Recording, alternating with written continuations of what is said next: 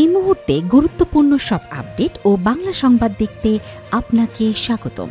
প্রথমেই জানিয়ে দেব, বৈরী আবহাওয়ায় এইচএসসি পরীক্ষা চালিয়ে নেওয়ার যৌক্তিকতা তুলে ধরলেন মাহদি আমিন। পুলিশের লাঠিপেটার পর ফের সংসদ এলাকায় শিক্ষার্থীদের অবরোধ, বাস ভাঙচুর। কুয়েতে মার্কিন সামরিক স্থাপনাতে ড্রোন মিসাইল ছুড়ল ইরান। গোপালগঞ্জে নিষিদ্ধ ছাত্রলীগের মিছিল, বাধা দেয়ায় বিএনপি নেতাকর্মীদের মারধর ও বাইকে আগুন। শিরোনাম শুনলেন, এবারে বিস্তারিত। তবে একটা অনুরোধ থাকবে, এই ভিডিওতে একটা লাইক ও কমেন্ট করে জানিয়ে দিন কোন জেলা থেকে বা কোথা থেকে দেখছেন। বৈরী আবহাওয়ায় এইচএসসি পরীক্ষা চালিয়ে নেওয়ার যৌক্তিকতা তুলে ধরলেন মাহদি আমিন। বৈরী আবহাওয়া ও জলবদ্ধতার মধ্যে চলমান এইচএসসি ও সমমান পরীক্ষা নিয়ে শিক্ষার্থী এবং অভিভাবকদের উদ্বেগের জবাব দিয়েছেন প্রধানমন্ত্রীর উপদেষ্টা মাহদি আমিন। মঙ্গলবার 14 জুলাই রাতে সামাজিক যোগাযোগ মাধ্যম ফেসবুকে দেয়া এক পোস্টে তিনি পরীক্ষা চালিয়ে যাওয়ার সরকারি সিদ্ধান্তের যৌক্তিকতা তুলে ধরেন। একই সঙ্গে তিনি জানিয়েছেন, দুর্যোগের কারণে কোনো শিক্ষার্থী পরীক্ষা কেন্দ্রে পৌঁছাতে ব্যর্থ হলে পরবর্তীতে তাকে পরীক্ষা দেওয়ার সুযোগ দেয়া হবে। ফেসবুক পোস্টে মাহদি আমিন জানান, দেশজুড়ে 2,697টি কেন্দ্রে মোট 12,70,583 জন পরীক্ষার্থী এবার এইচএসসি পরীক্ষায় অংশ নিচ্ছে। বন্যা পরিস্থিতির কারণে চট্টগ্রাম শিক্ষা বোর্ডের অধীন 5 জেলায় চট্টগ্রাম, কক্সবাজার, রাঙামাটি, বান্দরবন ও খাগড়াছড়ি 16 জুলাই পর্যন্ত পরীক্ষা স্থগিত করা হয়েছে। অন্যান্য জেলায় পরীক্ষা আয়োজনের অনুকূল পরিবেশ থাকায় বৃহত্তর স্বার্থে তা চালিয়ে যাওয়ার সিদ্ধান্ত নেওয়া হয়েছে। পরীক্ষা চালিয়ে যাওয়ার বিষয়ে তিনি জানান, শিক্ষা মন্ত্রণালয় গত কয়েকদিন ধরে আবহাওয়া অধিদপ্তর সহ সব বিভাগ, জেলা ও উপজেলা প্রশাসনের সঙ্গে সার্বক্ষণিক যোগাযোগ রেখেছে। স্থানীয় প্রশাসন, পুলিশ সুপার, শিক্ষা বোর্ডের চেয়ারম্যান এবং শিক্ষক অভিভাবকদের মতামতের ভিত্তিতেই পরীক্ষা চলমান রাখার এই সর্বসম্মত সিদ্ধান্ত গৃহীত হয়। শিক্ষার্থীদের সুরক্ষার বিষয়ে স্থানীয় প্রশাসনকে বিশেষ নির্দেশনা দেয়া হয়েছে উল্লেখ করে প্রধানমন্ত্রীর এই উপদেষ্টা জানান, কোথাও যাতায়াত বা জলবদ্ধতার কারণে সমস্যা হলে প্রশাসন প্রয়োজনে কেন্দ্র পরিবর্তন, পরীক্ষা স্থগিত কিংবা সময় বাড়ানোর সিদ্ধান্ত নিতে পারবে। এমনকি বিরূপ আবহাওয়ার কারণে কেউ পরীক্ষা দিতে না পারলে তাকে চট্টগ্রাম বোর্ডের স্থগিত হওয়া পরীক্ষার সঙ্গে অংশ নেওয়ার সুযোগ দেয়া হবে। এছাড়া পদার্থবিজ্ঞান প্রথম পত্রের প্রশ্নে 2টি ভুলের জন্য সবাইকে পুরো নম্বর দেওয়ার সিদ্ধান্তকেও তিনি শিক্ষার্থী বান্ধব নীতির প্রতিফলন বলে উল্লেখ করেন। কুমিল্লা সরকারি মহিলা কলেজ কেন্দ্রে নৌকায় করে পরীক্ষার্থীদের যাতায়াতের একটি আলোচিত ছবির বিষয়েও ব্যাখ্যা দিয়েছেন মাহদি আমিন। তিনি জানান, কুমিল্লা শিক্ষা বোর্ডের 193টি কেন্দ্রের মধ্যে কেবল ওই একটি কেন্দ্রের 987 জন পরীক্ষার্থী আকস্মিক জলবদ্ধতার কারণে সাময়িক সমস্যায় পড়েছিলেন। পরিস্থিতি বিবেচনায় প্রশাসন ও শিক্ষা বোর্ডের সিদ্ধান্তে ওই কেন্দ্রের পরীক্ষা 1 ঘণ্টা পিছিয়ে দেয়া হয় এবং শিক্ষার্থীদের পূর্ণ সময় দেয়া হয়।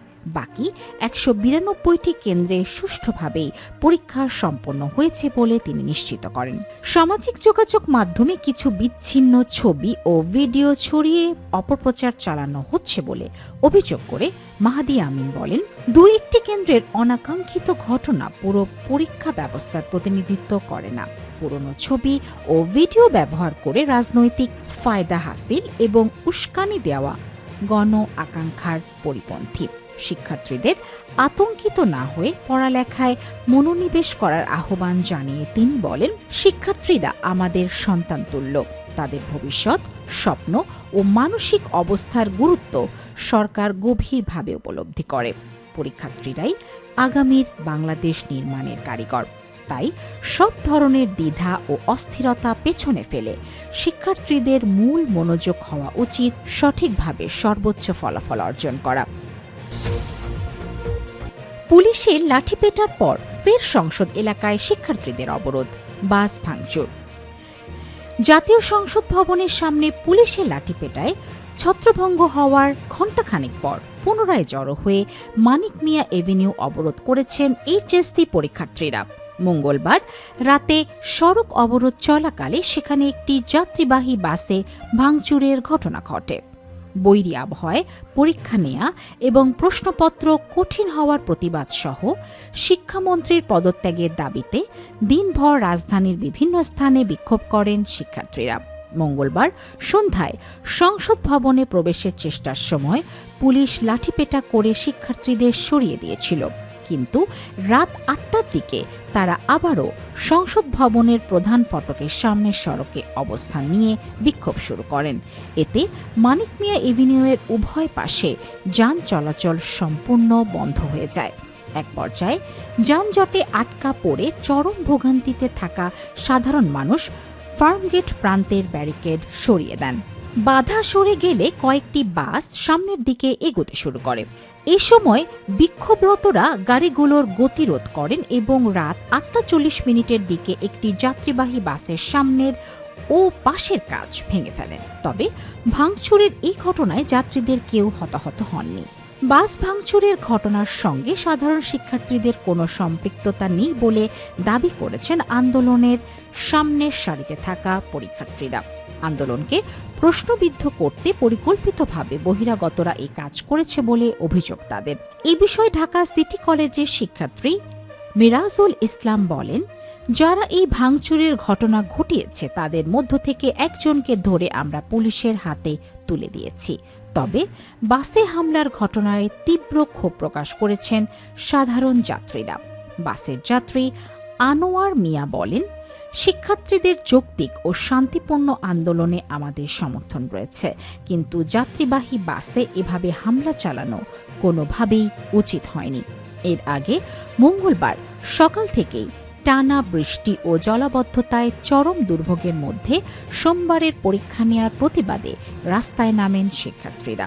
বিক্ষোভে তারা শিক্ষামন্ত্রী আ.ন.ম এহসানুল হক মিলনের পদত্যাগের দাবি তোলেন।